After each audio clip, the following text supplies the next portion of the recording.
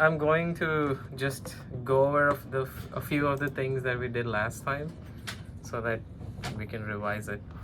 So if you remember, like open it, just click open, you'll be good. What is the first thing we do? If you're starting a brand new drawing, if anybody remembers, what's the first thing we do? It said architecture mode. Yes, how do we get there? Oh, we go set, file, edit. Do you type in? You type in a command. Yes. What is the command? No, it's dimension. It is units. So just type I mean, even if you just type UN, the first thing it shows is units. Yeah. Right? In CAD, like I said, you can type anywhere. I mean, it's not like you have to go somewhere to type. You just start typing, it'll automatically type always in the command bar in the bottom. So just enter. So there, it shows you the units for the drawing. So just change it to architecture. That's the best.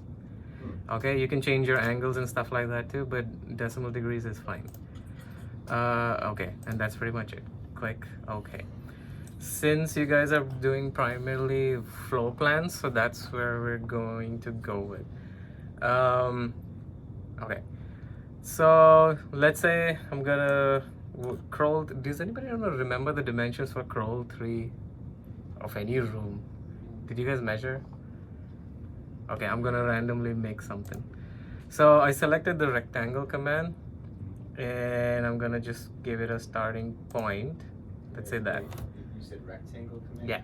The one on the Okay, top right. so this is how it normally looks, okay, right? I see. So if you guys remember, if you please use a mouse which has a middle scroll button. That helps. This Apple mouses are The not Apple good mouse for. actually has one. Really? Where? It's just a touch. But I need to press that button though. Oh, there. If there is something, Gotcha. because if you have the scroll thing and you press it, that's where you can pan it from. Yeah, Apple's trash. Apple If you're using the Apple mouse, I think the best way I found is like the pan button is over there and stuff. Okay. All right. So on the left side of your screen, there's a lot of commands. We're gonna look at a couple of new ones, but mainly revise the old one. So there's line, polyline. We're gonna look at later. Circle, rectangle, arcs, and everything. So let's quickly make a floor.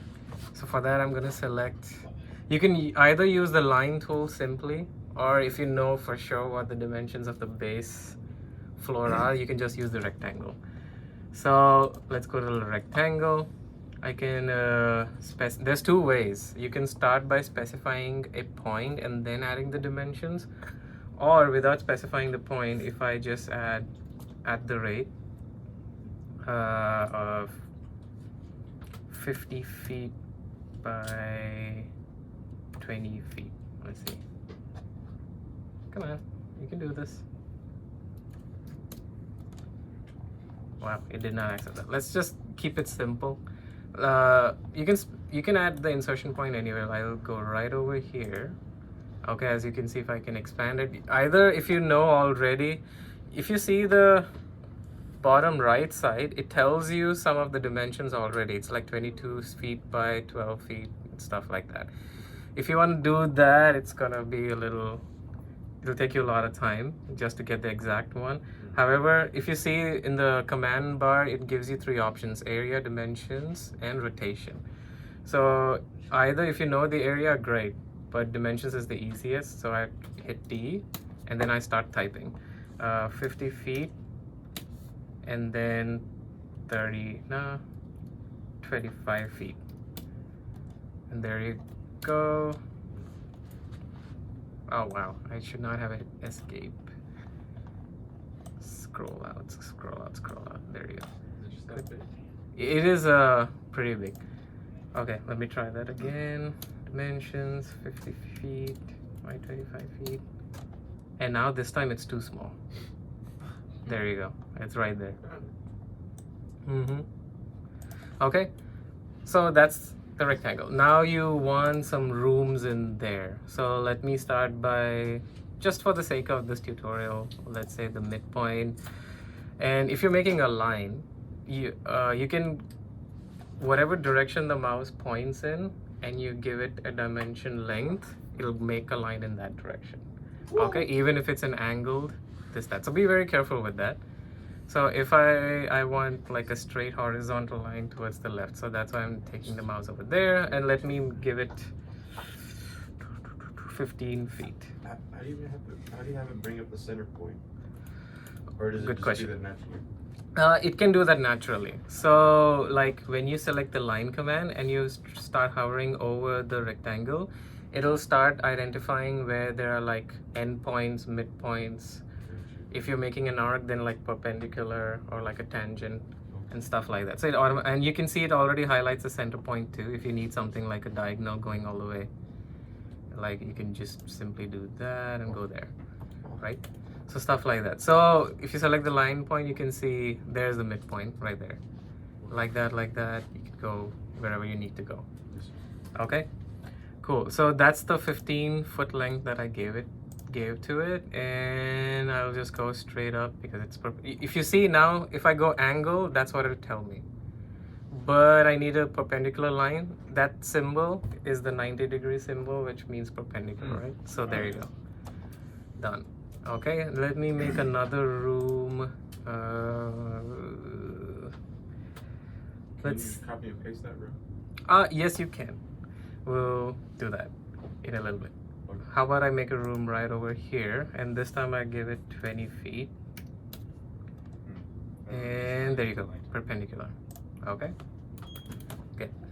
So that doesn't look like a room much, a floor right now, right? Do you guys remember a quick command? You can make this longer way to do it. You can use another rectangle or a line and then go around it, but there's another tool that simply can double it. Is it is it that one? No. Okay. So in the whole tool section, there's a set of options called modify commands. So there's one in there which looks like that. It's called offset. Offset. Okay. Now if I select that, and let's specify that. How much should I? 5 inches. Okay, and select that. So again, the mouse direction is important. Let me zoom in to see. Once you give it like the width, how much do you want to offset? Like 5 inches, depending on the wall. Typical walls usually, let's say 5 inches. So if you use the mouse and go away from the rectangle, the offset wall would be 5 inches away. Or if you go towards the center, then it'll shrink it, right? As you can see. So depending on what you want, I'm gonna go outside there. Oh, I should not have deleted it. However, let me make 5 inches again, and I need to offset this wall, so I'll go there, select that wall, go there, select that wall, go there, select that wall, and go inward. There you go. Now you have some walls. And then Yeah. And then you can clip away the extra corner space with the scissors. Yep. Yes, exactly. And to get out of the offset, any tool that you're using to get out of it, just hit the escape key, and you can or enter. Okay, so as you said, there's all these unnecessary things which are not needed. So what I'm gonna do is the scissors tool, which is called trim, right? Just select it. As long as any line is enclosed or has an intersection, it's gonna clip. If it's not, if there's a line like this and there's a line like this, it's not joining, it's never gonna clip. So you have to make sure that the lines are intersecting. That's the only time it'll clip something. So as you can see, these lines are intersecting, so that will do it, right? So let me quickly do that. Clip. Yep, right over there. Clip. There you go. And one. I think that's pretty much it. All right, escape. So now that it looks much nicer and cleaner, right? Do you guys remember anything about layering? Can you explain what layering is again? Yes.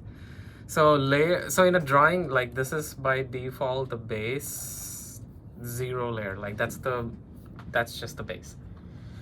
It would be best for everything that you add onto the drawing, just make it into layers. Layers are basically just layers. It's a base layer and you're adding things on top. And you can see everything. but making in layers helps isolate things. For example, if you only want to work on the base structure and you don't need to see anything else, you can isolate that layer. You can hide it, freeze it, or if you make a layer which is like super important, this is never supposed to change, you can make a layer and freeze it so that if anybody wants to delete it, it's not going to delete. If anybody wants to change that layer, no, it's not going to change. It's just frozen. And you can work on top of that layer with other things and stuff like that.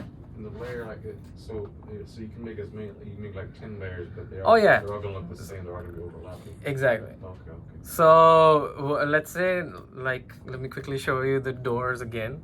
So I'm gonna make before you a good tip is like before you start making the next stuff. So this is the base. Right now you can consider them as walls, but they're not necessarily walls. I would call them boundaries.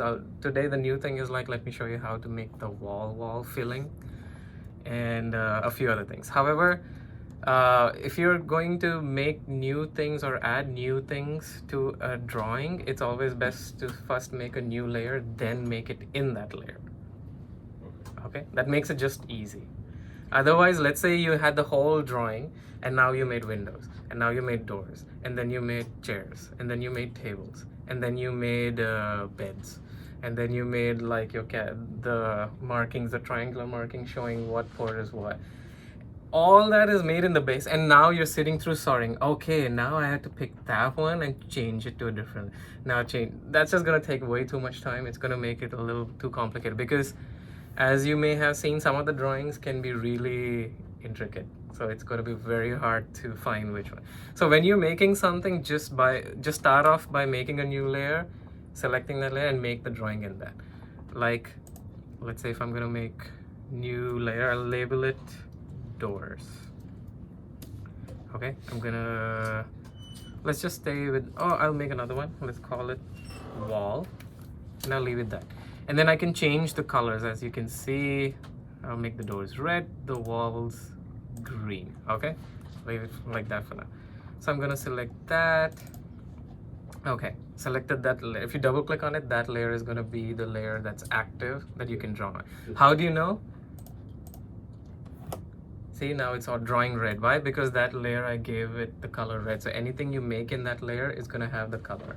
But when you paste it, I'm sorry, but when you make it, is it still gonna be red? Yeah. Oh, okay. So whatever layer is selected, the color of that that is assigned to that layer will be, because it's showing you that that's the layer you're working on. Okay. Oh, but it's not gonna print out red. It will. It would, yeah. You Yeah. can set it to all be black. Yeah, it depends on your or printer be black. settings, but you can print it in color. So, It just Okay. helps you tell the layers apart before you go through Mhm. and print the final copy. You gotta get a cat. okay, so I'm just gonna make a door super duper quickly. I'll just make it over here. I've selected the rectangle again, specify the starting point, dimensions.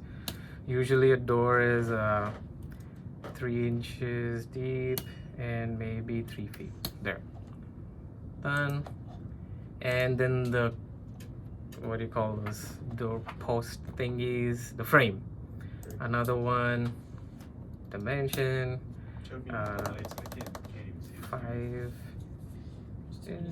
Ah, there it is. No, I would give it 3.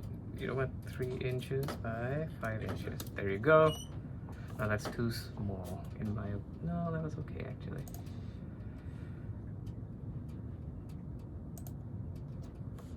Dimensions. Lengthwise. Let's just make it a square. Who cares? There you go. Right. And then I showed you last time how to make the arc tool. If you go on the drawing side, there's an arc. Okay, so if you just hold it, you will see all the options. So depending on what you're making, where the arc is, just play around with it. I think experience helps learning a lot of things as well. Right now I'm a little, I would pick the start, center and end. Okay, what that means is that's the start. No, wait, yeah, Center, start, end. yeah, I should have gone for the other option. center start end. So you start it. So that's my center, and I know it needs to start from there. So what? No, don't give me all that. Center start angle, center start end, center start radius, center start direction. Oh well, I'll go with, oh, it's fine. Center start. Okay, let's say if in case this happens to you guys. Okay, I'll end it right over there. It's easy now, but I want it on the other side. So just select the arc. There was another tool that I showed you last time, if you remember. If you want to flip something on the other side. Mirror. Yeah. So just go to the mirror tool, which is right over there. Right? So I'm just going to pick the center point. There you go. Enter. And I'm just going to delete this one. There you go. Okay? And then I need this frame on the other side too. So I'm just going to select that. Does the arc pop out 5 more inches now since your base point was on the bottom right of the It should have. Okay. I mean, the start point should have been that edge anyway for the door. Okay. So Oh, I gotcha. okay, so the easiest way is if I just, oh, you know what? Instead of mirroring it, so I need this frame on the other side too. So there's another tool called copy tool. The easiest way to access that is select the object, right click, you can see copy, right? Copy selection. Yep. And then wherever you need to copy it from, just select that endpoint and just drag it over there. Hit escape, you're there. That's simple. Yeah, that was simple. Now, if you see the whole drawing, I made a door, but the door is in different parts, right? There's the actual door that's showing that's how it swings. And those you can say are the hinges and stuff. Now, I want this to be a part of just one. That's one door. How to do it? Select the whole thing, right click, group. Okay? And that's it. So now if I select it, wait, it did not. I needed to hit enter. Group. Okay. What?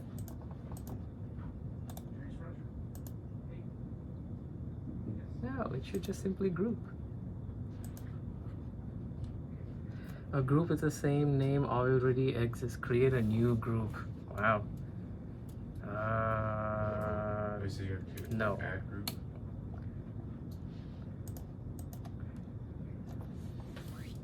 Wow. Group. And yes, fine. Create a new group. Okay, forget grouping for now. Okay, forget grouping for now. Okay. So that's your door. Let me another way if you want to just use that door is simply select the whole thing, and I want the door right over there. Let's just say I'm gonna drag it. There's a move option, there's erase, copy, selection. So I'm gonna select move, select the point that I need to use, and just right there, right at the middle. Okay, there you go. Now there's your door. But then, as you see, we don't need these things. So let me see if I can trim them. There you go. And now you have a door opening, right? Okay. So I believe from what I know, you guys have a lot of designations that you make and you want to save that as something. So you don't have to create a door every single time. Like let's say if you create a door in a drawing, you can save it and it's there, great.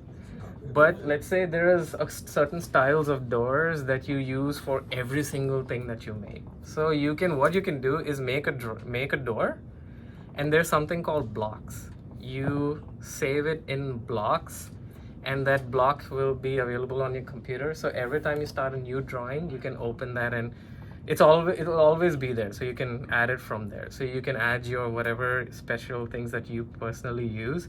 It'll always be there, so that instead of you always making a new one, you can just insert it from there. How do you make a block? Simple. As you see, it says blocks, Okay. right? Block, block, block. Yeah. So just select the first option to define a block. I'm gonna call this block doors. Okay. Select the objects. Just selected that point. If you see the whatever's highlighted is what I selected. Okay. Press enter. You highlighted a layer, or you just highlighted Just the door, just the object, Okay. right? Pick a point. That point. Okay. So that's it. You select the whole object. The box will show you what you need to do. You need to select the object and then pick a point. Just pick a point on the object that you selected. Okay. Does it matter what the point is? No. Okay. All right. Then create a block. Now, how do you know that you have a block that exists? For example, now let's say there is. I'm gonna delete this door now. Okay. Oh no, I need a door. What do I do? So go to insert. All right, insert a block. It's like, oh, but where is that? There you go. Oh Oh wait, my gosh. there you go. That's the door I needed. There you go. Now just drag it and just put it. Just hanging out right there. Yeah, Can we have like default blocks for all of our CAD? exactly. Mm-hmm. All our CAD? That's what I'm saying. So now let's say you want to save these blocks in your computer system, right? So the blocks exist in the drawing. So in one of these options, there's a floppy disk. If you guys remember, if anybody was old enough to remember floppy disks, Nope. right? So it's if you hover over it, it says write block. Just click it. You can save it in your documents folder. Selected objects, yes. Select the objects. This object is the one. Okay, good. Same thing again. Pick the point. Good. And write block. I'm gonna call it doors for low voltage. No, it's V. Okay. Save. Now, if you go, where can I find it? If I go to the documents folder, there should be there. Doors for low You see doors for low voltage. Just saved it right there. And doors next to it. Yeah, there was another one I was trying out just to make sure it saves. Oh, okay. Okay, so doors for low voltage is right there. So next time it's a brand new drawing, you want to insert a block, what you do is, this is the block editor. Whenever you try to go to insert and try to add a block, that's where it take you. This shows you the blocks that are in the current drawing. This shows you past history, what you were trying to make. Oh, sweet. And this is the libraries. That is whatever blocks are available in your computer. So just open the library and scroll. Wow, it shows, it's right there. Oh, there you go. Okay, and then you can open it. So if I understand, Yeah. we're writing a block and not just adding a block, because if we're working on a different project, the adding the block will not be in my different project, so we're writing the block. Yeah. So you, for example, like before you even start working on floor plans, let's say there are certain things. I think Scott used to ask me a long time back to make those triangle looking things which have numbers on them, whatever. Right? So you can, let's say you have a range of, in one drawing, you have all the triangles, all the different colors, all the different labelings. And you can just save them, that drawing. Okay? So from that drawing, you can insert that drawing into, let's say, a floor plan you're making. Save that. What I'm saying is save that drawing as a block. Okay, and select every element in that block which is part of the drawing and all those kinds of things. And next time when you're making a floor plan, just insert that as well. So instead of making the triangle all over again, it already exists. You just need to take it from what it exists and put it in here. Okay, question? No? All right, too many things? That's good.